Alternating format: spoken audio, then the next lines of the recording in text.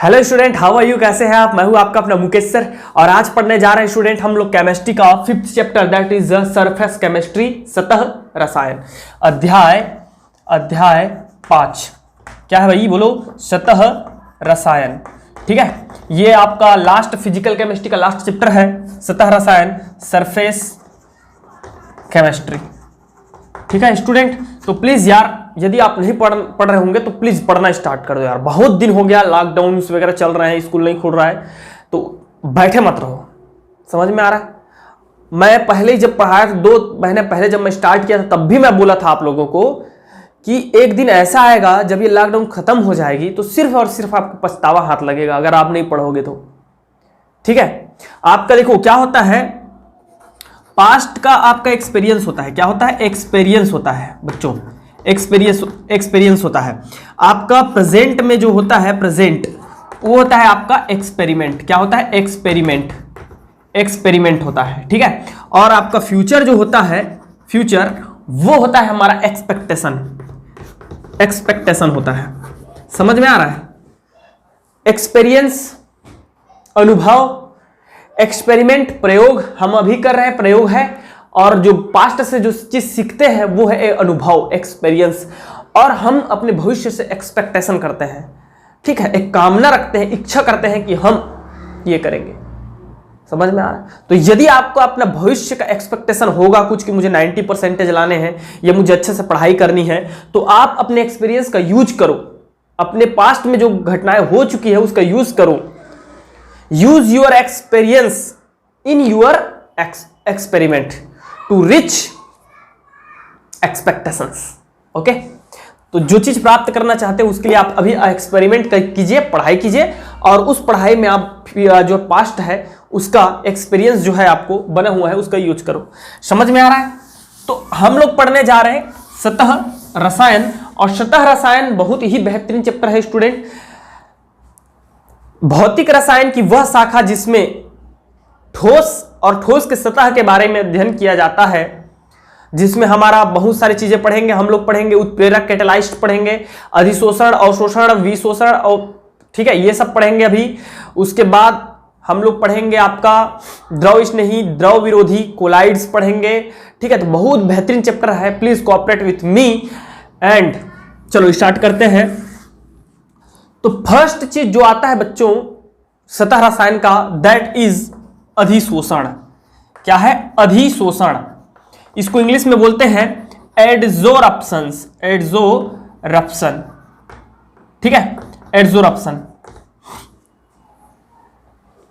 क्या होता है भाई? सुन लो। अधिशोषण जब किसी ठोस के पृष्ठीय सतह पर कोई गैस या द्रव आता है तो उस द्रव या गैस के सांद्रता में, कंसंट्रेशन में वृद्धि हो जाती है, और इसको हम लोग बोलते हैं अधिशोषण।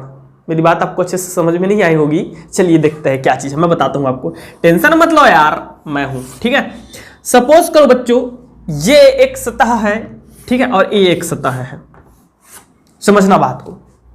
और ये खुला है, 3 ठो है मेरे पास। ये आपको जो दिख नहीं रहा है कुछ भी, ये सेकंड है और ये थर्ड है। अब बात को समझना, अगर यहां पे कोई गैस है, ये द्रव है, द्रव समझ लेते हैं, द्रव, तो वो जो द्रव रहेगा वो कुछ इस अवस्था में रहेगा। ठीक है, इस अवस्था में रहेगा, मतलब फैला हुआ रहेगा।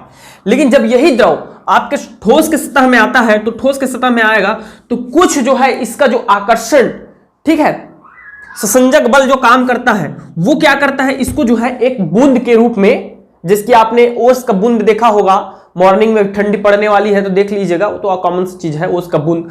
तो वो क्या हो जाता है, थोड़ा सा गोलाकार हो जाता है। लेकिन जब इसी को आप ऐसे खुरदुरा सतह में लाओगे तो इसमें क्या हो जाता है, और देखिए यही चीज है, ये है थर्ड स्टेप। मैं आराम से समझाऊंगा बेहतरीन तरीके से। दैट इज एडजोरप्शन, अधिशोषण। क्या हुआ, यहां देखिए ये फैला हुआ है, मतलब इसमें जो जल के अणु है वो दूर दूर है, तो क्या है आपका कंसंट्रेशन कम है। लेकिन यही जब इस सतह पर आया तो ये जो है थोड़ा सा इकट्ठा हो गया, तो गाढ़ा हो गया, नजदीक आ गया, तो इसमें क्या हो गया, हमारा थोड़ा सा ज्यादा हो गया कंसंट्रेशन। लेकिन जब इसी को हमने खुरदुरा सतह पर रखा तो ये क्या हो गया, एकदम गोलाकार जो है बन गया, जल का बूंद जो है एकत्रित हो गया, तो इसमें कंसंट्रेशन बढ़ गए। समझ में आ गया? तो यही है हमारा क्या चीज, अधिशोषण। आप इसको इस प्रकार और लिख सकते हैं, जब कोई द्रव या गैस किसी ठोस के सतह के संपर्क में आता है तो उसकी सांद्रता में वृद्धि हो जाती है, जिसे हम अधिशोषण कहते हैं, एवं गैस और द्रव जो उसकी सतह पर आता है उसे अधिशोष्य एवं उस ठोस सतह को अधिशोषक कहते हैं। क्या बोलते हैं? अधिशोषक कहते हैं। एक एक वर्ड को आप लोग नोट करते रहिए बच्चों, ठीक है? क्या क्या मैं बोल रहा हूं, अधिशोषक, अधिशोषण, अधिशोष्य, ठीक है ना? तो ये चीजें हो गई। जस्ट लाइक अ एग्जाम्पल, इसके एग्जाम्पल्स क्या हो सकते हैं सुन लो। चलो थोड़ा सा एक चीज और बता देता हूं। अधिशोषण के बाद आता है अवशोषण। क्या आता है? अवशोषण। इसको बोलते हैं एब्जॉर्प्शंस। ए बी आता है, एडी आता है, ठीक है? A B, absorption. तो ये क्या होता है ये सुनिए, ये क्या होता है ये सुनिए। अधिशोषण में जो हमारा द्रव या गैस का जो अणु रहेगा या गैस रहेगा वो केवल ठोस के सतह पर रहेगा। किस पर रहेगा? सतह पर। लेकिन अधिशोषण क्या है? जब अधिशोष्य पदार्थ, अधिशोषक, अधिशोषक ठोस के अंदर प्रविष्ट हो जाता है तब हम उसको बोलते हैं अवशोषण। क्या बोलते हैं? अवशोषण। जैसे कि एक चीज देखिए, ये देखिए मेरे पास एक चौक का स्टिक है बच्चों, स्टिक है भाई, वेरी गुड। अब मैं क्या करता हूं, एक छोटा सा उसमें स्याही ले लेता हूं। क्या लेता हूं? इंक ले लेता हूं। अब सबको पता है इंक में क्या होता है, इंक में एक विलायक होता है, विलायक होता है और प्लस आपका स्याही होता है। ये विलायक क्या है सर? अरे भैया किसी भी चीज को घोलने के लिए क्या होता है, विलायक की आवश्यकता होती है। समझ में आ रहा है कि नहीं आ रहा है? स्याही ऐसा नहीं है कि वो एकदम बेस्ट क्वालिटी है, ऐसा कुछ नहीं है। वो उसी रूप में फॉर्म में नहीं रहता, उसमें एल्कोहल या बेंजीन वगैरह मिला करके हम उसको पतला करते हैं, समझ रहे हो, स्याही को, ठीक है ना? तो उसमें विलायक रहता है और स्याही रहता है। जब इस विलायक और स्याही के विलयन में, मतलब स्याही में हम चाक के स्टिक को डुबाते हैं तो क्या होता है कि चौक के स्टिक जो है कुछ समय पश्चात जब निकालोगे तो वो क्या होता है, रंगीन हो जाता है, नीला रंग का हो जाएगा। होगा कि नहीं होगा? नीला रंग का हो जाएगा। अब उस स्टिक को क्या कर देता हूं मैं, तोड़ देता हूं बच्चों। तोड़ने पर मुझे क्या नजर आता है, ये ध्यान से सुनिए। तोड़ने पर मुझे क्या नजर आता है कि वो जो स्याही है वो केवल इस चौक के बाहरी सतह पर स्थित है, बाहरी सतह पर स्थित है। तो वो क्या चीज हुआ, हमारा अधिशोषण हुआ। क्या हो गया? अधिशोषण हो गया। और जो विलायक था, विलायक वो कहां प्रवेश कर गया, इस चौक के अंदर भी पहुंच गया है, अंदर तक पहुंच गया। तो विलायक का क्या हो गया, अवशोषण हो गया, और स्याही का क्या हो गया, अधिशोषण हो गया। समझ में आ रहा है कि नहीं आ रहा है? जैसे कि आप सुबह सुबह आप रस खाते होंगे, टोस्ट बोलते हैं ना, टोस्ट खाते होंगे, रस खाते होंगे, ठीक है? तो अगर मैं उसमें पहले, सबसे पहले सर्वप्रथम क्या करूंगा, एक बूंद चाय का डाल दूंगा या पानी का डाल दूंगा, तो सबसे पहले वो क्या रहेगा, उसके सतह पर स्थित रहेगा। रहेगा कि नहीं रहेगा भाई? सतह पर स्थित रहेगा। तो वो एक्चुअल में क्या है, अधिशोषण है। लेकिन कुछ समय पश्चात आप देखते हो वो जो है रिस करके कहां चला जाता है, उस ब्रेड के अंदर, टोस्ट के अंदर या रस के अंदर चला जाता है, तो वो हो जाता है अवशोषण। इतना चीज क्लियर है सबको? और एक चीज है, और एक चीज है, क्या है? अधिशोष्य को अधिशोषक के सतह से पृथक करने की क्रिया, बाहर करने की क्रिया, निकालने की क्रिया को हम लोग बोलते हैं विशोषण। क्या बोलते हैं? विशोषण कहते हैं। तीसरा पॉइंट और है बच्चों, दैट इज नॉन एज शोषण, जोरप्शंस, ठीक है? तीसरा क्या है? शोषण। तो ये क्या होता है भैया, शोषण, ये सुन लो, शोषण, जोरप्शंस। फिर मैं बढ़िया से आपको और समझा देता हूं ये क्या चीजें हैं। ये जोरप्शंस क्या है, जब अधिशोषण और अवशोषण दोनों की क्रिया एक साथ संपन्न होती है तब हम उसको बोलते हैं शोषण। क्या बोलते हैं? शोषण। जैसे कि जस्ट लाइक अ एग्जाम्पल, इधर देखिएगा आप लोग, सपोज करो ये एक ठोस है, ये मेरा एक और ठोस है, और ये मेरा एक और ठोस है बच्चों, ठीक है? 3 ठोस ले लिया मैं। क्या होता है जब आपका ये सपोज करते हैं हम जल, कोई द्रव का अणु है, ठीक है? और ये देखिए आप लोग, ये जो डॉट डॉट आपको दिख रहा है ये एक्चुअल में क्या है, किसी द्रव का अणु है, ठीक है ना? ये देखिए तीनों फिनोमिनास को मैं आप एक साथ समझा रहा हूं। It is known as adsorptions. What? Adsorptions. ठीक है, ये हमारा जाना जाता है एब्जॉर्प्शंस। ठीक है, और ये है आपका ज़ोर्प्शंस। अधिशोषण पृष्ठ ठोस के सतह पर स्थित है, एब्जॉर्प्शंस अंदर प्रवेश कर गया और ज़ोर्प्शंस बाहर है, बाहर अंदर दोनों है। ठीक है, शोषण मतलब अधिशोषण और अवशोषण दोनों की क्रिया एक साथ हो रही है, तब हम इसको क्या कहते हैं? ज़ोर्प्शंस कहते हैं। समझ में आ गया? एक और कॉमन से एग्जांपल देखते हैं कि ठोस की सतह पर आने पर सांद्रता में वृद्धि क्यों होती है। तो ठोस की सतह पर आने पर स्टूडेंट उसकी सांद्रता में इसलिए वृद्धि हो जाती है, आप सबको पता है, जिसकी जल है। जल है भाई, आपने कक्षा 11वीं में फिजिक्स में भी पढ़ा होगा। ठीक है, क्या होता है जल में? आप सब लोग देखते हो, ये एक प्रकार का जल होता है और ये दूसरे प्रकार का एक और जल होता है, इस प्रकार। ठीक है, एक्चुअल में जो इसके अणु रहते हैं इस पे एक बल कार्य कर रहा होता है जो इसको खींचता है, मतलब समेटने का प्रयास करता है, समेटने का प्रयास करता है, जिसके कारण ही हमारा ओस का बूंद जो है, ओस का बूंद गोल होता है, गोल। तो ये जब कभी तभी होता है, संपन्न होता है, जब यह किसी जो है ठोस के संपर्क में आता है। लेकिन जल के जो बूंद ऊपर से गिरते हैं वह भी गोल होता है, उसमें भी ये बल कार्य कर रहे होते हैं। ओके स्टूडेंट, तो चलो देखते हैं अब हम लोग क्या अधिशोषण और अवशोषण में अंतर, कम से कम 3-4 अंतर देख लेते हैं।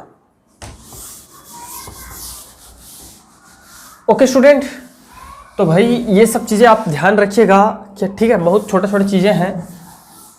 और एक और एग्जांपल अगर जानना चाहोगे तो ऐसा अधिशोषण का एग्जांपल मैं बता रहा हूँ आपको। क्या होता है, शर्करा जो निर्माण किया जाता है, शक्कर शुगर निर्माण करते हैं, तो वहाँ पे जो शक्कर रहता है आप देखते होंगे जब हम खरीद के खाते हैं, चाय बनाते हैं, वो एकदम वाइट कलर दिखता है ना भाई। एक्चुअल में वाइट कलर नहीं होता है यार, गन्ने से बनाया जा रहा है।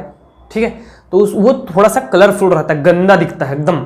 ठीक है, तो उस पर हमारा जंतु चारकोल का यूज किया जाता है, जो क्या करता है, रंग को एब्जॉर्ब कर लेता है और वो शोषित कर लेता है। ठीक है, अधिशोषण कर लेता है किस चीज को, रंगीन, जो रंगीन चीज है उसको, तो वो फिर क्या हो जाता है, लाइट आ जाता है, उसमें सफेद हो जाता है। तो ऐसा बिल्कुल नहीं है कि आप जो शक्कर खाते हो वैसे ही बन के आता है, नहीं नहीं नहीं, वो तो वाइट दिखता है, एकदम प्योर वाइट दिखता है ना। एक और प्रैक्टिकल ये होता है कि जब एक बंद पात्र में गैस को भर दिया जाता है, गैस को भर दिया जाता है, अमोनिया गैस हो गया को भर दिया जाता है। ठीक है, सपोज अमोनिया ही ले लेते हैं, भर दिया जाता है, और इस पर जब बच्चों चारकोल डाला जाता है, चारकोल का बुरादा डाला जाता है, बुरादा या कार्बन डाइऑक्साइड का। ठीक है, तो होता क्या है, एक्चुअल में ये जो गैस है वो आकर्षित होकर के इसके सतह पर आ जाते हैं, सतह पर आ जाते हैं। इसके सतह पर आने की वजह से बाकी जो क्षेत्र है उसका वायु दाब जो है कम हो जाता है पहले की अपेक्षा, क्योंकि ये जो है एड्सॉर्ब हो जाता है, अधिशोषित हो जाता है, और सतह पर आकर क्या हो जाता है, उसकी सांद्रता में वृद्धि हो जाती है। मतलब यहाँ का सांद्रता अधिक होगा और इधर की सांद्रता क्या हो जाएगी, कम हो जाएगी। समझ में आ रहा है? और एक तो यार एडवर्टीजमेंट आता है, आप सब लोग देखे होंगे, वो चारकोल वाला क्या आता है, वो क्या नाम, गार्नियर मैन वगैरह का जो है ना, कई ठो ब्रांड आता है फेस वॉश का, उसमें तो देखे होंगे चारकोल वाला।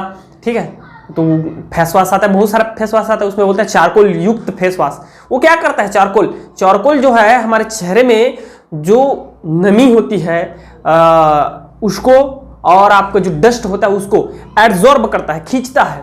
और गंदा पानी है बच्चों, गंदा पानी है, ठीक है, गंदा पानी है, गंदा पानी है, कहीं का नाली का पानी ले लो या किसी गंदे जगह का पानी ले लो और उसमें चारकोल डाल देते हैं, तो चारकोल डालने पर क्या होता है पता है, चारकोल डालने पर ऊपर का पानी एकदम प्योर हो जाता है, पीने योग्य हो जाता है, क्योंकि ये जो चारकोल होता है वो एक्चुअल में क्या कर लेता है, उस गंदगियों को खींच लेता है। ठीक है, तो ये सब एग्जांपल्स हैं।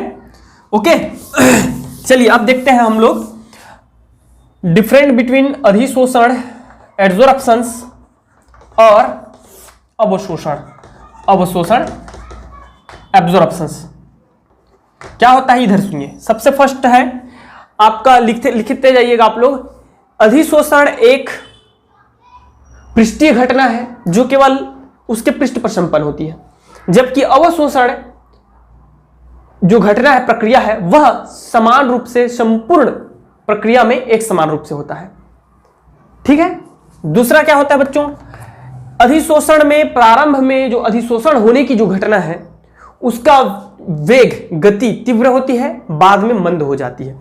जबकि अवशोषण का एक ऐसा प्रक्रिया है, घटना है, जिसमें प्रारंभ से लेकर अंत तक उसकी जो गति है, वेग है, वो एक समान रहती है। ठीक है। तीसरा सुनिए, तीसरा जो कुछ ऐसा है कि इस अधिशोष्य को अधिशोषक से पृथक करना, मतलब दोनों को फिर से अलग करना। ठीक है, मैं आपको बताया था क्या है, ये अगर पृष्ठ सतह है तो ये जो है हमारा क्या है बच्चों, ये अधिशोषण की घटना है। अब ये अधिशोष्य है, कोई द्रव या गैस हो सकता है, और ये तो क्या रहता है, हमेशा ठोस रहता है। तो ठोस है और ये द्रव या गैस है, तो इसको पृथक करने की घटना, अलग करने की घटना को हम लोग क्या कहते हैं, विशोषण कहते हैं, डिसोर्प्शंस कहते हैं। क्या कहते हैं, विशोषण, डिसोर्प्शंस। तो ये अलग किया जा सकता है विशोषण के द्वारा। अवशोषण को अलग कैसे किया जाता है, तो अवशोषण की प्रक्रिया को अलग करना बहुत कठिन है, किंतु कुछ प्रक्रियाओं जैसे क्रिस्टलीकरण, वाष्पीकरण के द्वारा संभव है। वाष्पीकरण करने पर क्या होगा, वो वाष्प बन के अगर विलायक है, द्रव है, तो वो उड़ जाएगा। समझ में आ रहा है, या उसकी सांद्रता में ताप बढ़ने की वजह से उसके कंसंट्रेशन में कमी होगी और वो क्या हो जाएगा, उड़ जाएगा। ये हो गया।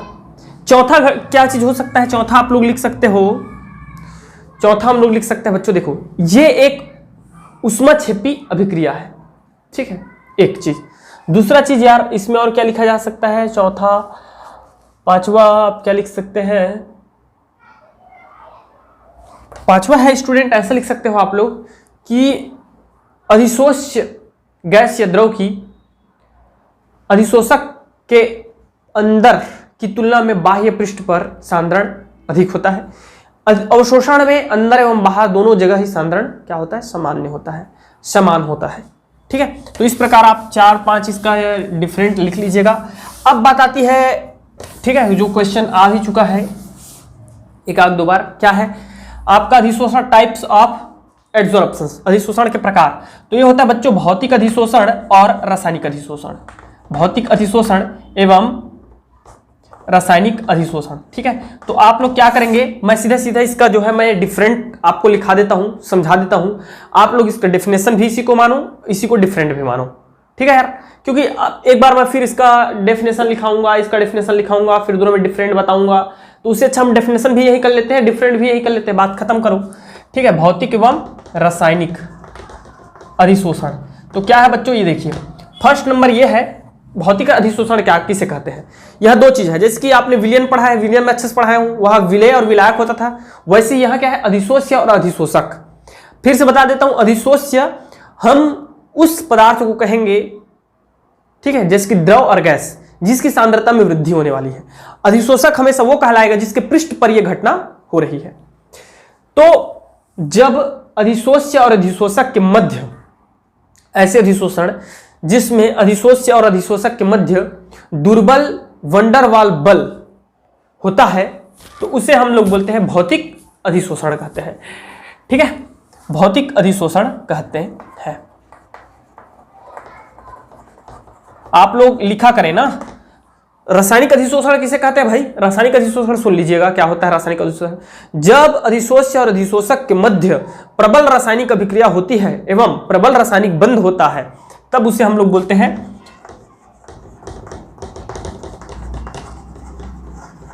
क्या बोलते हैं बच्चों, रासायनिक अधिशोषण कहते हैं। सेकंड नंबर आता है, वो यह है कि यह अस्थायी होता है। क्या होता है, अस्थायी होता है, क्योंकि दुर्बल वंडरवाल बल है इसलिए अस्थायी होता है। ठीक है, टेम्पररी होता है, जबकि यह क्या होता है, स्थायी होता है, क्योंकि प्रबल जो है हमारा बॉन्ड है।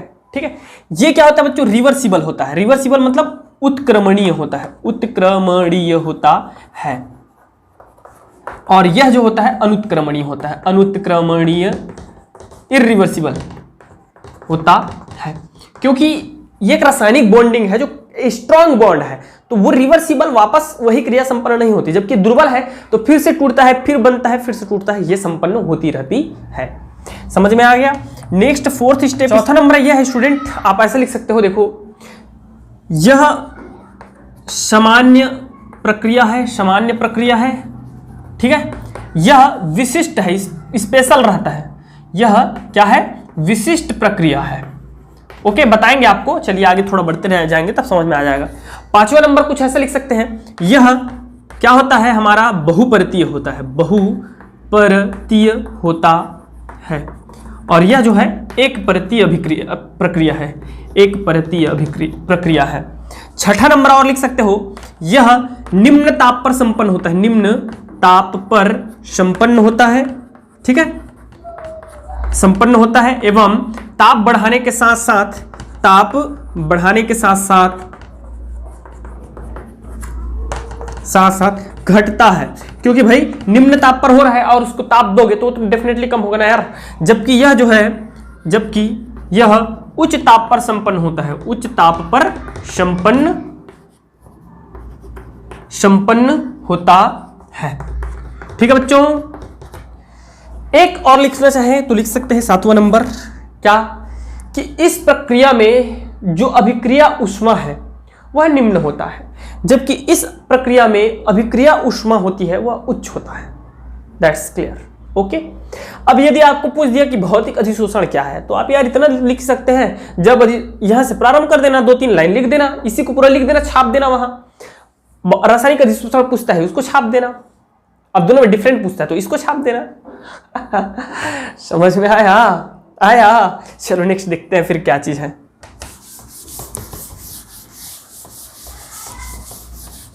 ओके स्टूडेंट, एक काम करते हैं, ये फर्स्ट पार्ट में ये कंप्लीट हो गया। सेकंड पार्ट एक काम करते हैं, सेकंड पार्ट बनाते हैं। सेकंड पार्ट में क्या करेंगे हम लोग, सेकंड क्लास में आपको पढ़ने को मिलेगा कि अधिशोषण को प्रभावित करने वाले कारक, जिसमें हम लोग समतापी अधिशोषण, समतापी अधिशोषण, समदाबी, ठीक है, फ्रेंडलिक का नियम, ठीक है, दाब के लिए दिया था, अधिशोषण समतापी के लिए फ्रेंडलिक का नियम, वो सब पढ़ेंगे, मतलब प्रभावित करने वाले कारक और इसके उपयोग। ठीक है बच्चों, जो कि बढ़िया क्वेश्चंस बन जाते हैं, पूछने योग्य, और आपके जीके के लिए भी जानकारी के लिए भी बहुत बेहतरीन है। तो आज के क्लास में बस इतना ही करते हैं, ठीक है, हमारे साथ बने रहिए। Thank you very much and best of luck.